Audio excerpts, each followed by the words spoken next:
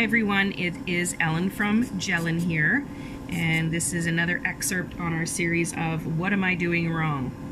I know everyone makes everything look so easy on YouTube.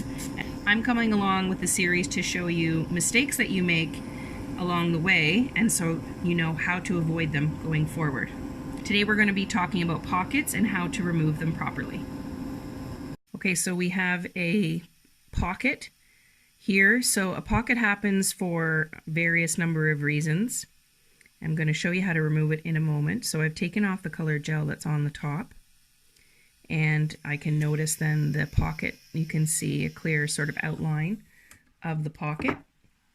And to be a little clearer, I will just demonstrate for you with a pen. So there's my pocket. There's the pocket. The pocket usually happens sort of mid-nail or up into the free edge. And a pocket can be due to a number of things. Number one, it can be due to an impact of the nail. It can be that there was a lift left behind from a previous fill that wasn't taken care of. So now it has spread.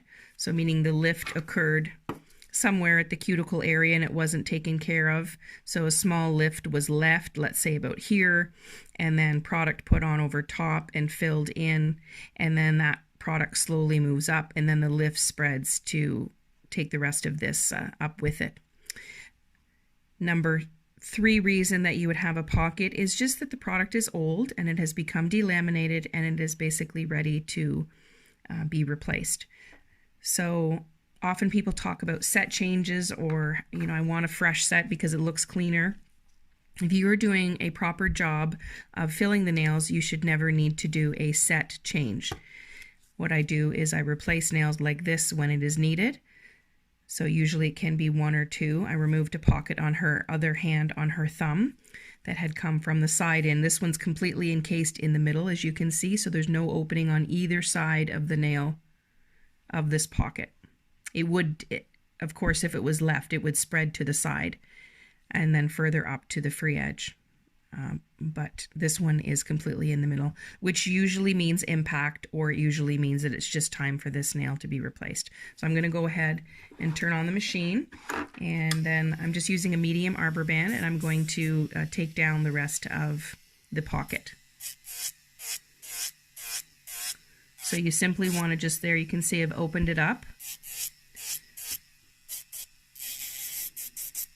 So I generally just sort of roll over the whole surface, thinning it out, and when you get down far enough, then you can get your little pieces will chip off. Usually it seems to stop right at the smile line for some reason. You need to make sure that you're filing on the pocket. You want to make sure that you're right on sort of the seam or the edge. If you're filing in, you're going to chip off pieces, yes, but then you're going to have to keep moving backwards, and you're going to chase the lifting all the way up the free edge. If you go too far up away from the edge of the pocket, you are going to file in, possibly into the natural nail itself, and not get the pocket because you're not in the right spot. So it's kind of like, to me, I call it coloring. So you want to stay within the lines, or you're trying to, cut something right along the edge of the paper, so to speak. So you want to make sure that your scissor, which in this case is the edge of your arbor band, is in the correct spot. So once I'm just doing a very, very light touch because I'm right at the natural nail there and getting my seam ready. And then once I've got the seam cut, which I have now, when you go over the pocket, then it just sort of chips off and you're not left with any more spreading of the lifting. You're not left with any more. So you've got that pocket completely cleared up. So you want to make sure that all of your edges are properly buffed. Again, that you've completely encased that pocket. So there it is all ready for reapplication.